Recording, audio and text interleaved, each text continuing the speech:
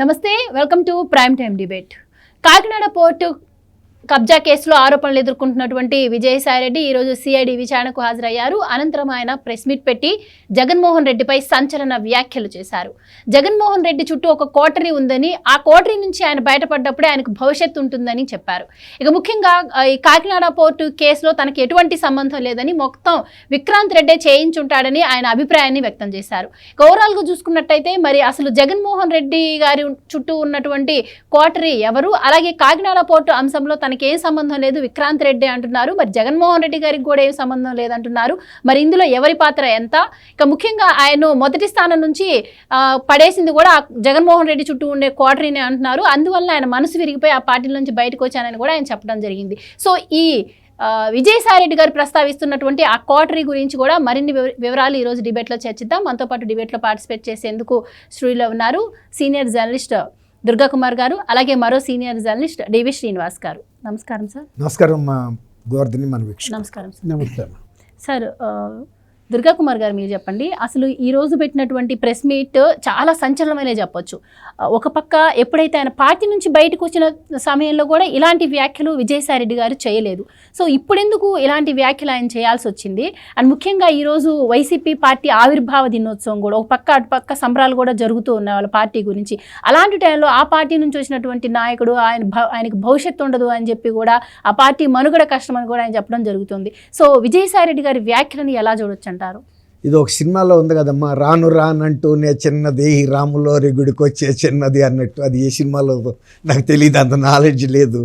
ఇవాళ విజయసాయిరెడ్డి గారు నర్మగర్భంగా చాలా పెద్ద విషయాల్ని, పార్టీ వైఎస్ఆర్సీపీ పార్టీలో అంతర్గత కుమ్ములాటలు ఏ స్థాయిలో ఉన్నాయో, అట్లాగే వాటిని ఏమంటాము, శాబటేజ్, ఒకళ్ళనొకళ్ళు దెబ్బతీసుకోవటం, ఇప్పుడు రెండో క్యాడర్ లీడర్సే తను కావాలని కూలగొట్టారనేది ఆయన చాలా సుస్పష్టంగా చెప్పాడు. తర్వాత జగన్మోహన్ రెడ్డి గారి చుట్టూ ఉన్న కోటరీ మూలన పార్టీలో ఏం జరుగుతుందో ఆయనకి తెలిసే అవకాశమే లేదని కూడా చెప్పాడు. వీళ్ళు పూజారులాగా అడ్డుపడుతున్నారు, వీళ్ళని సంతృప్తి పరిస్తేనే, అంటే ఆర్థికంగానో ఇంకో రకంగానో ఏదో ఒక రకంగా వాళ్ళని సంతృప్తి పరిస్తే, వాళ్ళకి ఇష్టపడితే తప్ప జగన్మోహన్ రెడ్డి గారి దర్శనం ఎవరికీ దొరకదు అనే పరిస్థితి స్పష్టంగా చెప్పాడు. రెండోది, తను ఒక పార్టీ వ్యవస్థాపకుడు మెంబర్గా ఉన్నప్పటికీ కూడా గత 3.5 సంవత్సరాలుగా తనని తీవ్రమైన అవమానాలు పాలు చేశారని ఇప్పుడు బయటపడ్డాడు. తను పార్టీ నుంచి రాజీనామా చేసినప్పుడు తను వ్యక్తిగత కారణాల వల్ల మాత్రమే చేశాను, ఇందులో అసలు వేరే అంశాలే లేవన్నాడు.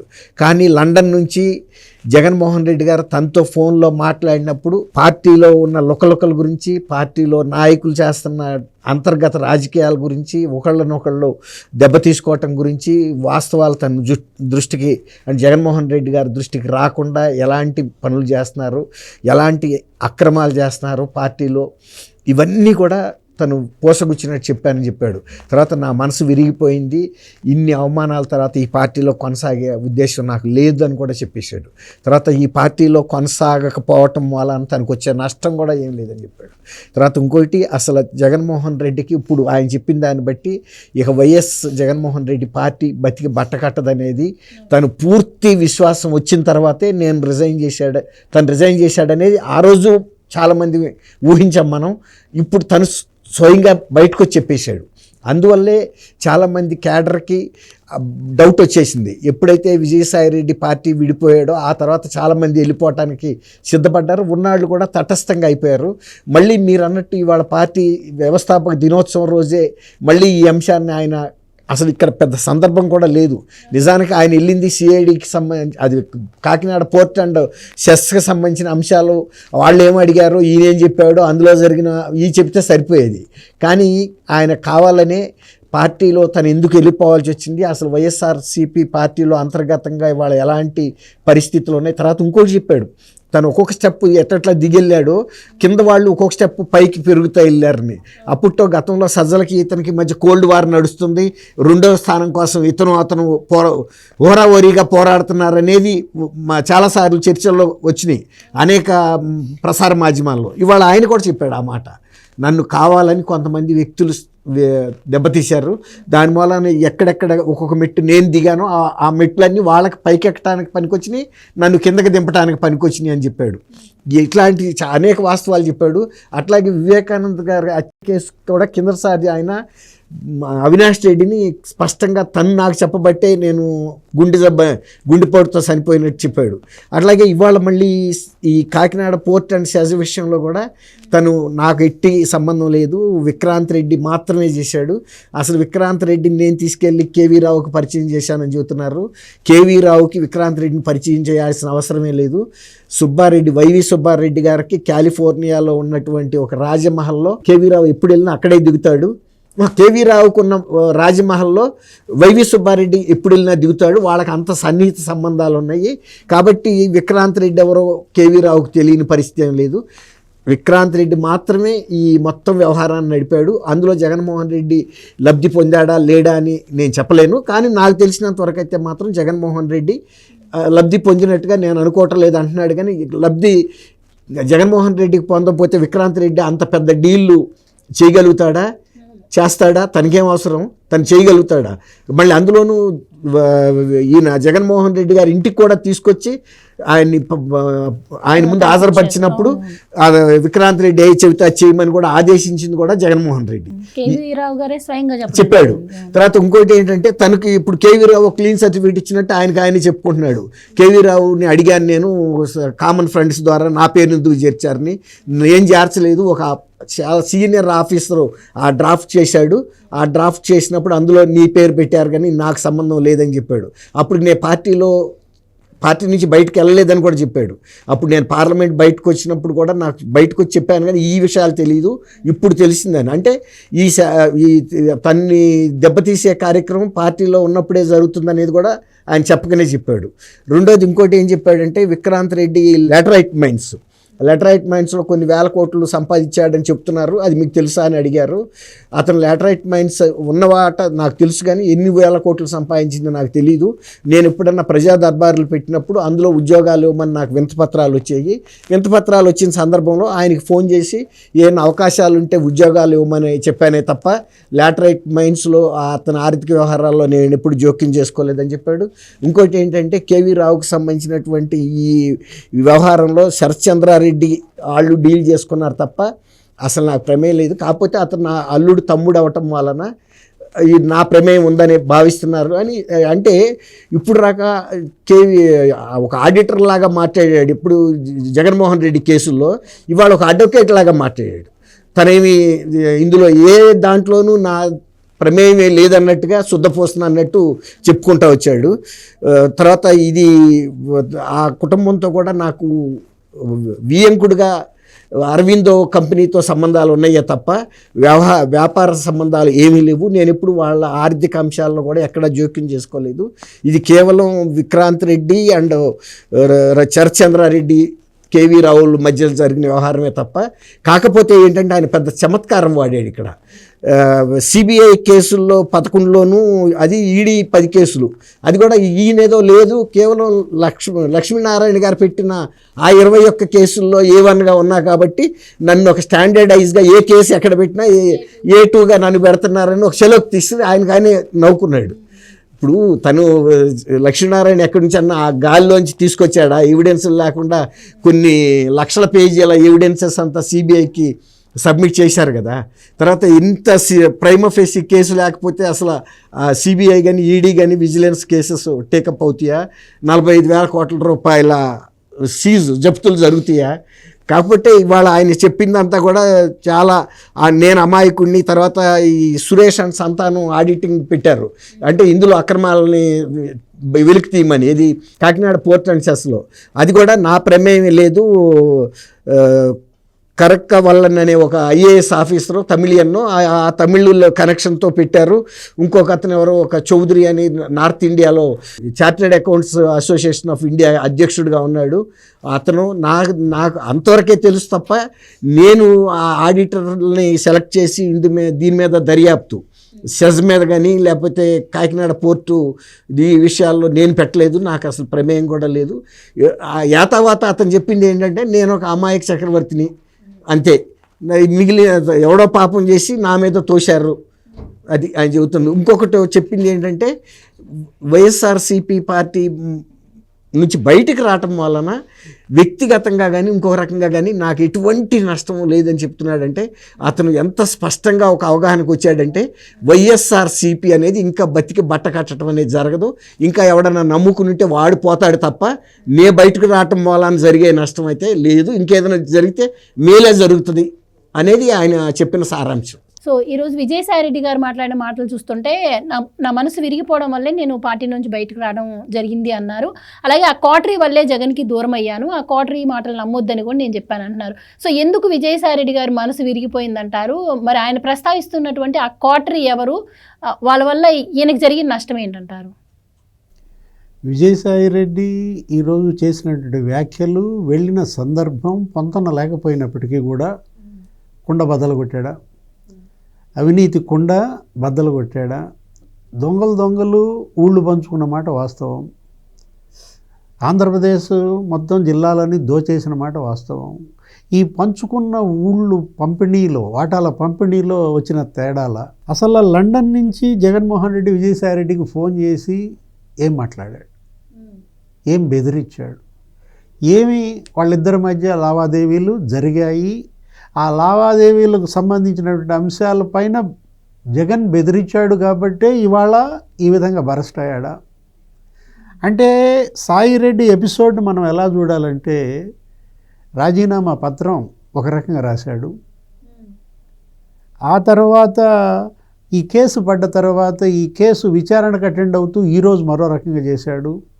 మొత్తానికి వ్యవసాయం మాత్రం బాగా చేస్తున్నాడు. ఇది విజయసాయిరెడ్డి వ్యవసాయం ఎలా ఉంటుందో జగన్మోహన్ రెడ్డికి మొదటిసారి ఇవాళ రుచి కళ్ళు బైర్లు గమ్మాయా.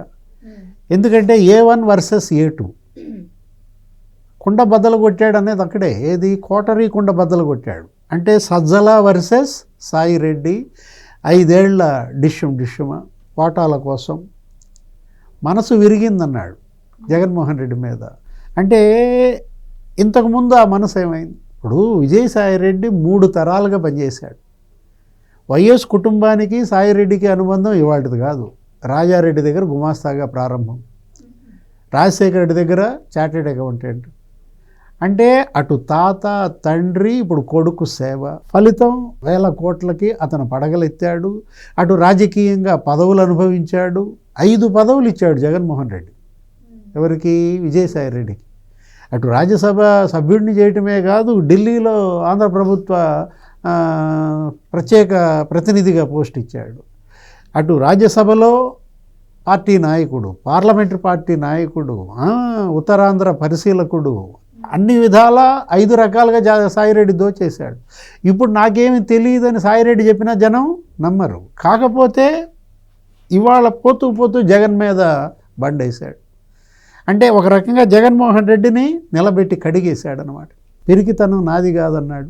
చెప్పుడు మాటలు విని జగన్మోహన్ రెడ్డి చెడిపోయాడు అన్నాడు. అంటే కోటరీ ఉన్నమాట వాస్తవం, చెప్పుడు మాటలు విన్నమాట వాస్తవం, దోపిడీ వాస్తవం.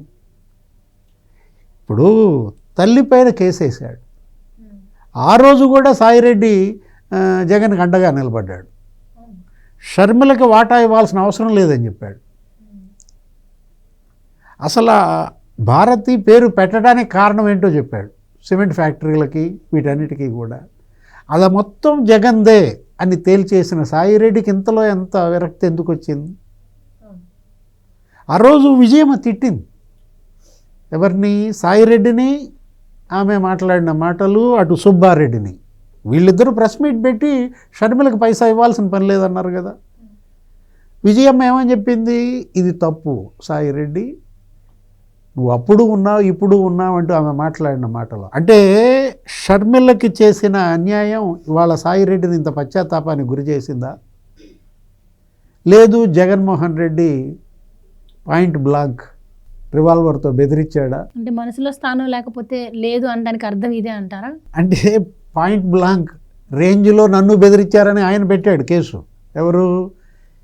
కేవీ రావు. రోజా ఎప్పుడో ఒక మాట ఉంది, ఏమని? గన్ కన్నా ముందు జగన్ వస్తాడని. ఇప్పుడు ఈ గన్ను ఈ జగను దీన్ని తేల్చాల్సిన బాధ్యత కూటమి ప్రభుత్వం పైన ఉంది. తుపాకీ చూపించి ఎంతమందిని బెదిరించారు? కేవీ రావుపై మాట్లాడుతూ సాయిరెడ్డి ఏమంటున్నాడు, కేవీ రావు ఒక నాస్టీ ఫెలో అన్నట్టుగా, అతను ఒక బ్రోకర్ అన్నట్టుగా రకరకాలుగా ఆయన విమర్శించారు. కేవీ రావు కేసు పెట్టడం వల్లే ఇదంతా బయటకు వచ్చింది. 3,600 కోట్ల రూపాయలు విలువైనటువంటి అటు కాకినాడ సెజ్ వాటాలు కానీ, కాకినాడ పోర్టు కానీ కబళించిన మాట నిజం. అరవిందో పరం చేసిన మాట నిజం. అరవిందోకి నాకు సంబంధం లేదని సాయిరెడ్డి అంటాడు. మొదటి నుంచి ఆయన అదే చెప్తున్నారు. ఇప్పుడు నీ అల్లుడి కుటుంబం, నువ్వు ఆ కుటుంబానికి బిడ్డనిచ్చావా లేదా, నీ బిడ్డ ఆ ఆస్తి అనుభవిస్తుందా లేదా, ఇప్పుడు నీ బిడ్డ పేరు మీద విశాఖపట్నంలో ఆస్తులు కబ్జా చేశారా లేదా, హైకోర్టు కూడా తిట్టింది కదా నేహారెడ్డి చేతే కూలగొట్టిన డబ్బు మొత్తం కట్టించమంది, ఇంకా కూలగొట్టకపోతే ఎందుకు కూలగొట్టలేదని ఆగ్రహించింది. అంటే అక్కడ ఒక కొండే ఆమె పేరు మీద రాశారని, తర్లువాడ కొండ 200 కోట్ల రూపాయలు అక్కడేదో ప్రైవేట్ యూనివర్సిటీ ఆమె పెడుతోందని, 5 ఏళ్ళు జగన్మోహన్ రెడ్డి ముఖ్యమంత్రిగా విజయసాయిరెడ్డి ఉత్తరాంధ్రలో పెద్ద సామ్రాజ్యమే నిర్మించాడు. అటు భూముల కబ్జాలు, ఇటు వాటాలు, కమిషన్లు, అసలు ఏం జరిగింది జగన్మోహన్ రెడ్డి 5 ఏళ్ళు ముఖ్యమంత్రిగా ఈ రాష్ట్రంలో, ఎంత దోచేశారు. అటు మైన్స్ మీద కూడా మాట్లాడాడు, మద్యం మీద కూడా మాట్లాడాడు. మద్యం కుంభకోణం సూత్రధారి కసిరెడ్డి రాజశేఖర్ రెడ్డి అని చెప్పాడు. అంటే లిక్కర్ 3,113 కోట్లు కమిషన్లే మిథున్ రెడ్డికి వెళ్ళాయని, ఒక కేసు మద్యంలో నీకు దగ్గర 200 రూపాయలు కమిషన్లు తీసుకున్నారని, 20,000 కోట్ల స్కామ్ అది. ఏది మద్యం ఆ రోజు అసెంబ్లీలో ఇచ్చినట్టు శ్వేతపత్రం ఒక కసిరెడ్డి రాజశేఖర్ రెడ్డి చేశాడు అదంతా సాయిరెడ్డి చెప్పినట్టు. ఇప్పుడు వాసుదేవరెడ్డి ఏమయ్యాడు, విజయసాయిరెడ్డే ఇవాళ ఇన్ని వాస్తవాలు బయట పెడితే, అంటే కొంతే బయట పెట్టాడు, ఇక బయట పెట్టాల్సింది చాలా ఉంది. మాంత్రికుడి ప్రాణం చిలకలో ఉందా ఏదో చెప్తారు, అట్లాగే ఇప్పుడు జగన్మోహన్ రెడ్డి బండారం అంతా సాయిరెడ్డి దీంట్లో ఉందా. ఇప్పుడు విజయసాయిరెడ్డి అప్రూవర్గా మారుతున్నాడా, సాయిరెడ్డి ప్రాణాలకు భద్రత కల్పించాలి. ఏం జరుగుద్దో మనకు చెప్పలేని పరిస్థితి. ఇవాళ విజయసాయిరెడ్డి మాట్లాడిన మాటలు, ఈ ఇంటర్వ్యూ దరిమిల ఇవాళ అతనికి ప్రాణాలకు ముప్పు ఉన్న పరిస్థితి. వివేకానంద రెడ్డి ప్రాణాలకే రక్షణ లేదు కదా. అధికారం కోసం సొంత చిన్నాననే చంపారు అని చెప్పి ఇవాళ సిబిఐ ఛార్జ్షీట్లో పెట్టింది. A8గా అవినాష్ రెడ్డిని పెట్టారు, A7గా భాస్కర్ రెడ్డిని పెట్టారు. రాజశేఖర్ రెడ్డి తమ్ముడి ప్రాణాలకే ఇక్కడ ఇది లేనప్పుడు రాజశేఖర్ రెడ్డి ఆడిటర్ ప్రాణాలకే ఉంటుంది. అందుకే విజయసాయిరెడ్డి ఇవాళ అతనికి ఏదైనా హాని జరిగితే జగన్మోహన్ రెడ్డి బాధ్యత వహించాలి. రైట్. అంటే సార్ ఇక్కడ సజ్జల అలాగే భారతి చెప్పుడు మాటలు విని నువ్వు చాలా మారిపోయావు, వాళ్ళ మాటలు వింటే ఇంకా నాశనం అయిపోతుంది, పార్టీ మనుగడ కష్టమవుతుందని నేను చెప్పాను, అయినా కూడా జగన్మోహన్ రెడ్డి గారు వినలేదు అని చెప్పి కూడా ఈరోజు ఆయన ఒక మాట అంటం జరిగింది. అండ్ ముఖ్యంగా ఇప్పటికి కూడా జగన్మోహన్ రెడ్డి గారిని ఆయన ఏ సంబంధం లేదు వీటన్నింటితో అమాయకుడు అన్నట్టే మాట్లాడుతున్నారు, ఇంత జరిగినా కూడా ఇన్ని ఆరోపణలు చేస్తున్నా కూడా. సో మొత్తంగా చూస్తే ఇక్కడ విక్రాంత్ రెడ్డిని ఈయన ఫిక్స్ చేసినట్టు కనిపిస్తోంది. సో అసలు విక్రాంత్ రెడ్డికి అంటే జగన్మోహన్ రెడ్డి గారు చెప్పకుండా విక్రాంత్ రెడ్డి గారికి చేయాల్సిన అవసరం ఉందంటారా, మీ అభిప్రాయం ఏంటి? ఇప్పుడు ఇంతకుముందు మన మిత్రులు డివిఎస్ గారు చెప్పినట్టు మీరు గమనించండి, అంతకుముందు ఆయన రాజీనామా చేస్తున్నప్పుడు నాతో జగన్మోహన్ రెడ్డి గారు టచ్లోకి రాలేదని కూడా చెప్పాడు. నేను వ్యక్తిగతంగా నేనే నిర్ణయం తీసుకున్నాను, ఆయన వచ్చేటప్పటికి నా నిర్ణయం ప్రకటించాలని, ఎందుకంటే నన్ను ఏమైనా ప్రభావితం చేస్తాడు అన్నట్టుగా చెప్పాడు. కానీ ఇప్పుడే ఆయన ఏం చెబుతున్నాడు, లండన్ నుంచి మేమిద్దరం మాట్లాడుకున్నాము, ప్రతిదానికి నేను ఇక్కడ జరుగుతున్న పార్టీలో లోపాలన్నీ ఎత్తి చూపించాను, పార్టీ భవిష్యత్తు కూడా ఉండదని కూడా చెప్పాను, నువ్వు మారిపోయావు, గతంలో వీళ్ళిద్దరూ కలిసి జైల్లో ఉన్నారు, తర్వాత ఎక్కువ ఈ నేరాలన్నింటిలోనూ A2గా ఉన్నాడు. కాబట్టి ఆయన ఏమనుకున్నాడంటే జగన్మోహన్ రెడ్డి గారి దగ్గర తన స్థానం సెకండే అనుకున్నాడు పార్టీలో కూడా. కానీ క్రమేపీ జరుగుతున్న అంతర్గత పరిణామాల్లో తనకు తనే రియలైజ్ అయ్యాడు, ఒక్కొక్క మెట్టు నేను దిగజారిపోతున్నాను. అట్లా 3.5 ఏళ్ల పాటు నేను అవమానాలు దిగమింగి కూడా ఉన్నానని కూడా చెబుతున్నాడు. అంటే పార్టీలో ఎంత అంతర్గత కుమ్ములాటలు జరుగుతున్నాయి, ఈ అంతర్గత కుమ్ములాటలు ఎందుకు జరుగుతున్నాయి, ఆర్థిక అంశాల మీదే జరుగుతున్నాయి. ఇప్పుడు అన్నట్టు ఆయనకు ఉత్తరాంధ్ర రాసిచ్చాడు, ఆయన ఉత్తరాంధ్రలో ఎంత ఎంపైర్ బిల్డప్ చేయాలో అంత ఇది ఒక రాజ్యాన్నే స్థాపించాడు. కానీ తనకి ఇక్కడ పార్టీలో స్థానం విషయం వచ్చేటప్పటికి తన మీద వ్యక్తిగతమైన చాడీలు చెప్తూ వీళ్ళిద్దరి మధ్యలో ఉన్న అనుబంధాన్ని క్రమక్రమంగా దూరం చేస్తూ వచ్చారని కూడా చెప్పాడు. దాంతో మీరు నన్ను దూరంగా పెట్టడం వలన నేను మనస్తాపానికి గురయ్యానని కూడా చెప్పాడు. అంటే అన్ని అంతర్గత విషయాలు ఒక్కొక్కటిగా బయట పెడతా వస్తున్నాడు. ఇప్పుడు ఇది పూర్తిగా అనుకోవటానికి కూడా వీల్లేదు. ఒక్కొక్క స్టేజ్లో కొన్ని చెప్తా వస్తున్నాడు. తర్వాత ఇంకోటి ఏంటంటే మనం కిందసారి కూడా అనుకున్నాం, తను అంతర్గతంగా ఒక భయంతో కూడా ఉన్నాడు. A2గా ఉన్నా కాబట్టి ఈ కేసులో తను ప్రాణహాని కూడా ఉంటుందని కూడా భయపడి కూడా వెళ్ళిపోయాడని కూడా మనం చెప్పుకున్నాం. ఇప్పుడు ఆయన చెప్తున్న అంశాలు కూడా ఒక రకంగా ఉంటానో ఉండప్పుడే కొన్ని విషయాలు బయటికి చెప్పేయటం మంచిది. ఇప్పుడు తను లోపలే అవి ఉంచుకున్నాడు అనుకోండి, ఎవరికి ఇప్పుడు రేపు ఏదన్నా జరిగినా కూడా ఎవరు చేశారనేది కూడా బయటికి తెలియదు. ఇప్పుడు ఆ రోజు ఏమో వివేకానంద రెడ్డి గారిని వాళ్ళు చంపి కుటుంబంలో ఈయన మీద వేశారు, చంద్రబాబు నాయుడు గారి మీదను లోకేష్ మీద.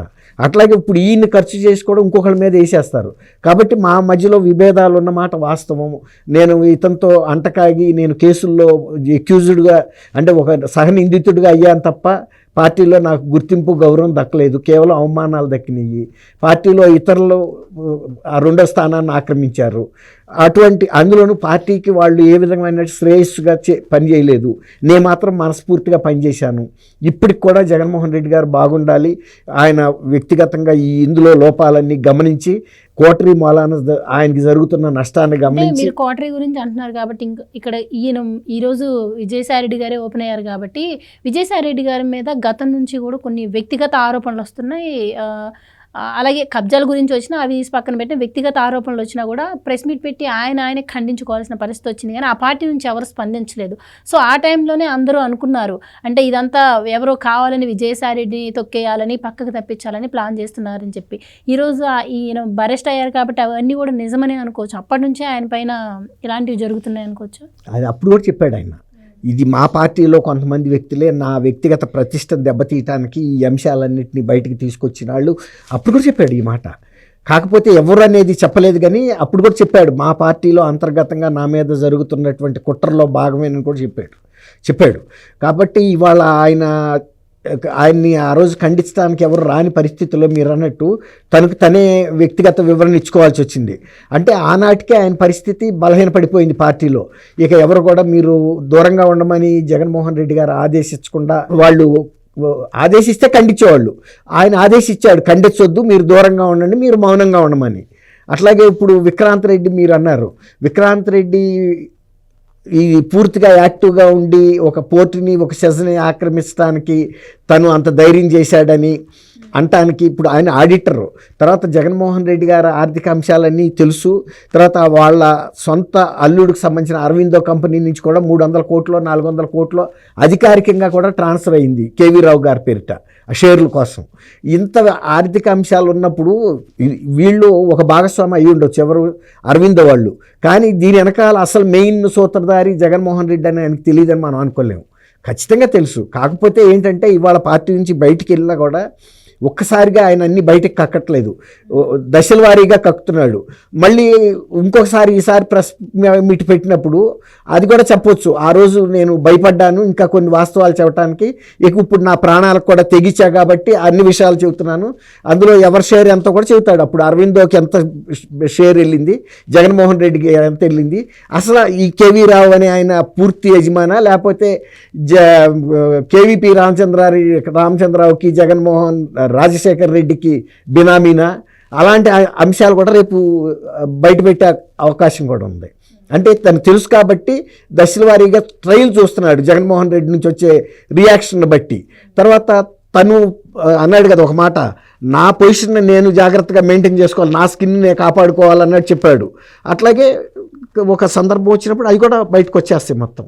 విజయసాయిరెడ్డి గారు పార్టీ నుంచి బయటకు వచ్చిన తర్వాతనే ఆ పార్టీలో చాలా అంటే అప్పటికే 11 సీట్లతో పార్టీ పని అయిపోయింది అనుకున్న టైంలో ఈయన బయటికి రావడం, ఇప్పుడు వచ్చి తాజాగా ఈ వ్యాఖ్యలు చేయడం, దీని తర్వాత అసలు వైసీపీ పరిస్థితి ఏంటంటారు? అలాగే దీనిపైన మరి జగన్మోహన్ రెడ్డి గారు కానీ మరి సజ్జల కానీ ఏమైనా స్పందించే అవకాశం ఏమైనా ఉంటుందంటారా? మీరేం చెప్తారు?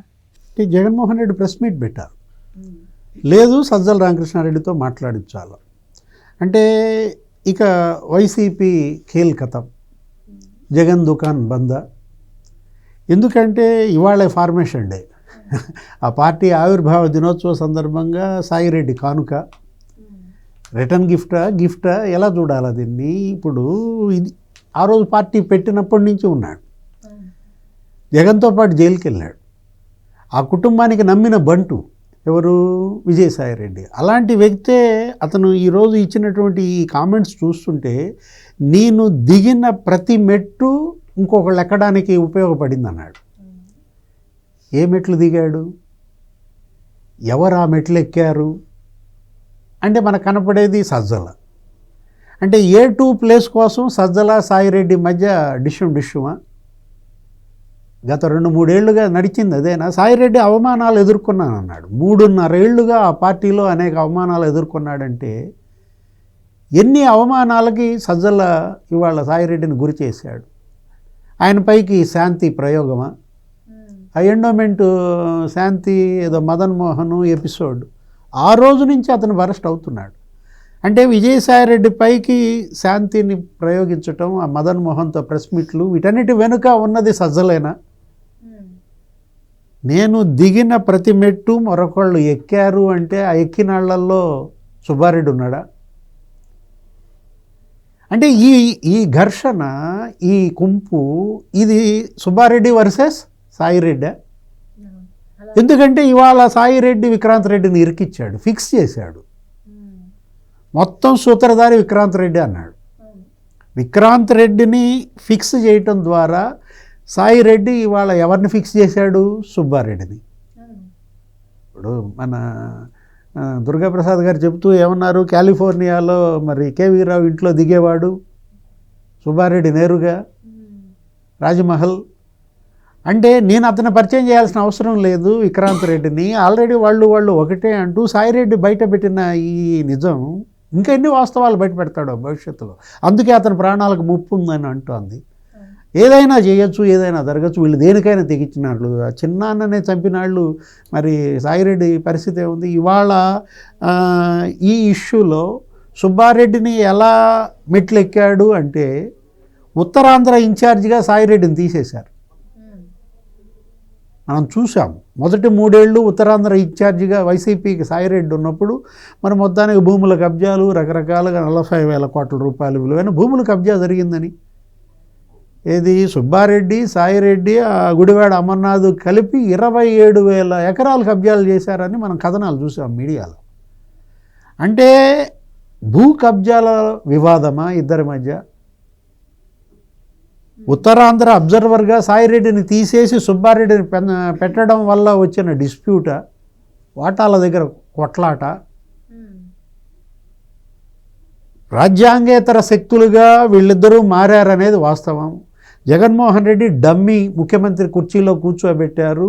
భారతీ మేడం, సజ్జల రామకృష్ణారెడ్డి మొత్తం చలాయించారు అధికారాన్ని. ఇది మనం చెప్పేది కాదు, షర్మిల అంటోంది. జగన్ రిమోట్ కంట్రోల్ వంటింట్లో ఉంది అన్న దీంట్లో అప్పుడు మొదట్లోనే చేసిన విమర్శలు. ఏది? వదిన చేతిలో కీలిబొమ్మ మా అన్న అన్నట్లుగా ఆమె వ్యాఖ్యలు అప్పట్లోనే. అంటే అటు భారతీ మేడం, ఇటు సజ్జల రామకృష్ణారెడ్డి ఇవాళ జగన్మోహన్ రెడ్డికి 2 కళ్ళుగా మారారా? 2 కళ్ళు అంటే నువ్వు మళ్ళీ ఆ మాట అంటావు అసెంబ్లీలో. ఒక కన్ను ఇంకో కన్ను పొడుచుకుంటుందా యువర్ ఆనర్ అన్నాడు. ఏది? ఒక కన్ను నిజంగానే ఇంకో కన్నును పొడిచింది. సిబిఐ తేల్చింది ఆ విషయం. ఆ రోజు ఏమన్నాడు? అమాయకంగా నటిస్తూ జగన్మోహన్ రెడ్డి, పసిపిల్లాడు అవినాష్ రెడ్డి, నా తమ్ముడు, మా చిన్న అన్న, ఒక కన్ను ఇంకో కన్నును పొడుచుద్దా అంటే రేపు ఈ 2 కళ్ళు ఏది? సజ్జలాను భారతీయ మాట ఏమవుతుందో అనే భయం. అంటే జగన్మోహన్ రెడ్డి ఇవాళ అతని రాజకీయం, అతని వ్యాపారం, గుట్టు మట్లన్నీ ఎవరి చేతుల్లో ఉన్నాయి? సాయిరెడ్డి చేతిలో ఉన్నాయి. కేవలం కాకినాడ సెజ్జు, కాకినాడ పోర్టులో లోగుట్టు బయట పెట్టడం కాదు, ఇంకా ఆ 11 సిబిఐ కేసులు, ఈ 9 ఈడీ కేసుల్లో ఆ 1,00,000 కోట్ల అక్రమార్జనే కాదు, ఇప్పుడు ఈ 5 ఏళ్లలో ఒక 5 లక్షల కోట్ల అక్రమార్జన. అటు పెద్దిరెడ్డి రామచంద్రారెడ్డి సామ్రాజ్యం ఎక్కడ? రాయలసీమలో. వేల ఎకరాలు కబ్జాలు చేశారని, తగలబెట్టారని రికార్డులు, మదనపల్లి ఫైల్స్, వీటన్నిటి ఆధారాలు ఇవాళ సాయిరెడ్డి దగ్గర ఉన్న దీంట్లో అట్లు సజ్జల అటవీ భూములు, పెద్దిరెడ్డి అటవీ భూములు, సజ్జల కుటుంబం అటవీ భూముల కబ్జాలు. అంటే అసలు ఇంకా నీకు ఇప్పటికి 9 నెలలు అయింది, ఓడిపోయి 9 నెలలైనా కూడా రోజుకో కుంభకోణం బయట పెడుతున్నారు, రోజుకొకళ్ళు అప్రూవర్గా మారుతున్నారు. ఇప్పుడు సాయిరెడ్డి అప్రూవర్గా మారిన పరిస్థితుల్లో ఇక భవిష్యత్తులో ఎవరెవరు అప్రూవర్ అవుతారో అంటే ఇక Jaganmohan Reddy care of London,